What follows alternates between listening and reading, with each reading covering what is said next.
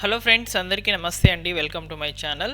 మార్చి నెలలో చంద్రబాబు నాయుడు గారు అమలు చేయబోతున్న పథకాల యొక్క వివరాలను చాలా క్లియర్గా ఈ వీడియోలో చెప్తాను. ఈరోజు కూడా రేషన్ కార్డులకు సంబంధించిన అప్డేట్స్ అయితే వచ్చాయన్నమాట. అలానే ముఖ్యంగా మార్చి నెలలో ఇప్పుడు ప్రస్తుతం ఎమ్మెల్సీ ఎలక్షన్ కోడ్ అనేది ఫిబ్రవరి 28వ తేదీన ఎండ్ అవుతుందన్నమాట. మార్చిలో ఎలాంటి ప్రభుత్వ పథకాలకైనా రిలీజ్ చేసుకునేందుకు అవకాశం అయితే ఉంటుంది. సో కాబట్టి మార్చి నెలలో కొన్ని పథకాలు అనేటివి అమలు చేస్తామని చెప్పి చంద్రబాబు నాయుడు గారు అయితే చెప్తున్నారు. సో వాటికి సంబంధించిన పూర్తి వివరాలను నేను మీకు ఈ వీడియో ద్వారా అయితే చాలా క్లియర్గా ఎక్స్ప్లెయిన్ చేస్తాను. వీడియోని పూర్తిగా చూసి మీకు నచ్చినట్లయితే తప్పకుండా లైక్ చేసి వెళ్ళండి ఫ్రెండ్స్. అలానే కొత్త రేషన్ కార్డులకు సంబంధించి, కొత్త పింఛన్లకు సంబంధించి కూడా అప్డేట్స్ అయితే ఉన్నాయి. వాటిని కూడా ఈ వీడియోలో చెప్పడం జరుగుతుంది. మీరందరూ కూడా మా టెలిగ్రామ్ ఛానల్లో జాయిన్ అవడం ద్వారా లేటెస్ట్గా వచ్చేటువంటి అప్డేట్స్ అన్నింటినీ కూడా మీరు తెలుసుకోవచ్చు. నేను వీడియో కంటే ముందుగానే టెలిగ్రామ్ ఛానల్లో ముందుగా అప్డేట్స్ అనేవి అందించడం జరుగుతుంది. టెలిగ్రామ్ ఛానల్ అయితే జాయిన్ అయిపోండి. ఇక డైరెక్ట్గా టాపిక్లో కనుక వచ్చినట్లయితే మార్చ్ 1వ తేదీన మీకు అందరికీ కూడా తెలిసిందే పింఛన్ల పంపిణీ కార్యక్రమం అనేది జరగబోతుంది. అయితే ఈసారి ఇచ్చేటువంటి పింఛన్ల పంపిణీ విషయంలో మాత్రం టైమింగ్స్ అనేటివి చేంజ్ కాబోతున్నాయండి. ప్రతి నెల కూడా 6 గంటలకే సచివాలయ అధికారులు, ప్రభుత్వ ఉద్యోగులు వచ్చి పింఛన్ల పంపిణీ కార్యక్రమంలో భాగంగా పింఛన్లను పంపిణీ చేసేవారు. సో అయితే ఈసారి అలా కాకుండా 7 గంటల నుంచి అయితే పింఛన్ల పంపిణీ అయితే జరగబోతుంది అనమాట. టైమింగ్స్ అనేవి చేంజ్ అయితే అవడం జరిగింది. సో నెక్స్ట్ అదేవిధంగా పింఛన్ల పంపిణీకి సంబంధించి దాదాపు 2 లక్షల పింఛన్లు అనేవి బోగస్ పెన్షన్లకు అయితే గుర్తించి వాటిని రద్దు చేసేశారు అనే ఫేక్ న్యూస్ అనేది స్ప్రెడ్ అవుతుందన్నమాట. రద్దు అయితే చేయలేదు, వాటిని కేవలం హోల్డ్లో అయితే పెట్టారనమాట. సో పింఛన్లకు సంబంధించిన లిస్ట్ చెక్ చేసుకోవాలనుకుంటే ఇంకొన్ని రోజులు వెయిట్ చేయాలి. ఎందుకంటే సచివాలయంలోని వెల్ఫేర్ అసిస్టెంట్ గారికి అయితే ఈ యొక్క పింఛన్ల లబ్ధిదారుల యొక్క లిస్ట్ అనేది పంచాయతీ సెక్రటరీకి, వెల్ఫేర్ అసిస్టెంట్ గారికి అయితే ఓపెన్ అవుతుందండి. సో అప్పటి వరకు మనం వెయిట్ చేయాల్సిందే. ఆన్లైన్లో మీ సేవా పోర్టల్ ద్వారా కూడా చూసుకునేందుకు అవకాశం అయితే లేదు. ప్రజెంట్ మీ సేవా పోర్టల్లో కూడా కొన్ని ఇష్యూస్ అనేవి ఉన్నాయన్నమాట. సో కాబట్టి పింఛన్ల పంపిణీకి సంబంధించి మాత్రము 7 గంటల నుంచి అయితే పింఛన్ల పంపిణీ అయితే జరుగుతుంది. అలానే కొంతమందికి బ్యాంక్ అకౌంట్స్కి అయితే పింఛన్లు అనేవి వేస్తారనమాట. ఎవరైతే దివ్యాంగ విద్యార్థులు అయితే ఉన్నారో వారికి మాత్రమే అకౌంట్లోకి అయితే పడతాయి. సో కొంతమందికి పింఛన్లు అనేటివి హోల్డ్ చేశారండి ఈ నెలలో. సో అటువంటి వారందరికీ కూడా 2 నెలల పింఛన్ ఒకేసారి అయితే ఇవ్వబోతున్నారనమాట. అంటే ఈ ఫిబ్రవరి నెలకు సంబంధించింది, మార్చి నెలకు సంబంధించిన పింఛన్ ఒకేసారి అయితే ఇవ్వబోతున్నారనమాట. సో కాబట్టి ఇక్కడ ముఖ్యంగా పింఛన్లు అనేటివి కొంతమందికి హోల్డ్ అయినాయి, అది జనవరి, ఫిబ్రవరి నెలలో. సో వారికి మాత్రము పింఛన్లు యథావిధిగా 2 నెలల పింఛన్లు అనేటివి రావడం జరుగుతుంది. ఓకేనా. సో ఇది పింఛన్లకు సంబంధించిన ఇన్ఫర్మేషన్. కొత్త పింఛన్లకు సంబంధించి లాస్ట్లో అయితే చెప్తాను. వరుసగా విడుదలయ్యేటువంటి పథకాల యొక్క వివరాలు వీక్స్ వైజ్గా అయితే చెప్తాను. సో మార్చ్ ఫస్ట్ వీక్లో అయితే ఇవి ఉంటాయన్నమాట. పింఛన్ల పంపిణీ అనేది ఉంటుంది. నెక్స్ట్ సివిల్ సప్లైస్ ఈ యొక్క రేషన్ పంపిణీ అనేది స్టార్ట్ అవుతుందండి. సో రేషన్ పంపిణీ అనేది ఈసారి మాత్రము జొన్నలు అనేటివి ఇవ్వబోతున్నట్లు సమాచారము. సో ప్రతి కుటుంబంలోని రైస్ కార్డ్ లబ్ధిదారులందరికీ కూడా 5 కేజీల చొప్పున బియ్యం అయితే రావడం జరుగుతుంది. అలానే 1/2 కేజీ చక్కెర ప్యాకెట్ అయితే వస్తుంది. ఒక 1/2 కిలో వచ్చేసి కందిపప్పు ఇస్తున్నారు. ఇప్పుడు కొత్తగా వచ్చేసి జొన్నలు అనేటివి ఇవ్వబోతున్నారు. అది కూడా లిమిటెడ్ కొన్ని డిస్ట్రిక్ట్స్లో మాత్రం ఇవ్వడం జరుగుతుందని చెప్తున్నారు అనమాట. సో ఇక్కడ కూడా రేషన్ కార్డులకు సంబంధించిన అప్డేట్ అయితే ఉంది, అది చివరిలో అయితే చెప్తాను. సో ఈ విధంగా ఫస్ట్ 1 వీక్లో అయితే పింఛన్ల పంపిణీ, రేషన్ పంపిణీ అనేది జరుగుతుంది. నెక్స్ట్ ఒక సర్వే అయితే జరుగుతుందండి. P4 survey అంటున్నారనమాట.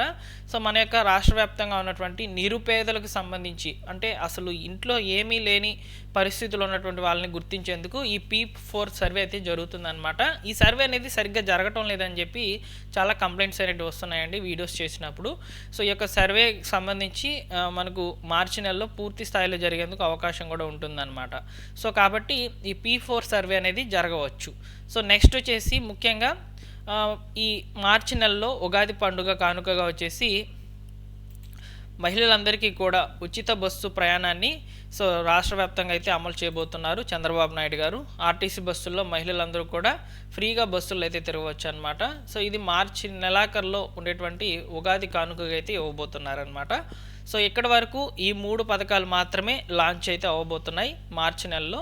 ఇక నెక్స్ట్ వచ్చేసి ముఖ్యంగా మాట్లాడుకోవాల్సినటువంటి ముఖ్యమైన విషయము రేషన్ కార్డ్స్. సో రేషన్ కార్డ్స్కి సంబంధించి ఈరోజే మనకు మార్నింగ్ ఒక న్యూస్ ఆర్టికల్ అయితే రావడం జరిగిందండి. సో ఒకసారి ఇన్ఫర్మేషన్ అనేది చూడవచ్చు. వచ్చే నెలలో కొత్త రేషన్ కార్డులు ఆధునిక టెక్నాలజీతో QR కోడ్లతో ఉన్నటువంటి రేషన్ కార్డులు అనేవి మీరు తీసుకోవచ్చు, సో పొందవచ్చు అని చెప్తుందన్నమాట గవర్నమెంట్. సో మంత్రి నాదెండ్ల మనోహర్ గారు అయితే చెప్పారనమాట. వచ్చే నెల నుంచి రాష్ట్ర వ్యాప్తంగా క్యూఆర్ కోడ్తో కూడినటువంటి కొత్త రేషన్ కార్డులు అందజేస్తామని పౌర సరఫరాల శాఖ మంత్రి నాదెండ్ల మనోహర్ గారు అయితే తెలియజేశారు. రేషన్ కార్డులలో మార్పులు చేర్పులకు అవకాశం కల్పిస్తామని, అన్నీ కూడా సచివాలయాల ద్వారా ప్రక్రియ మొదలు అవుతుందని చెప్పి పేర్కొన్నారనమాట. ఇక్కడ మార్నింగ్ చేసినటువంటి ఈ వీడియోకి మంచి రెస్పాండే వచ్చిందని అనుకోవచ్చండి నాకు.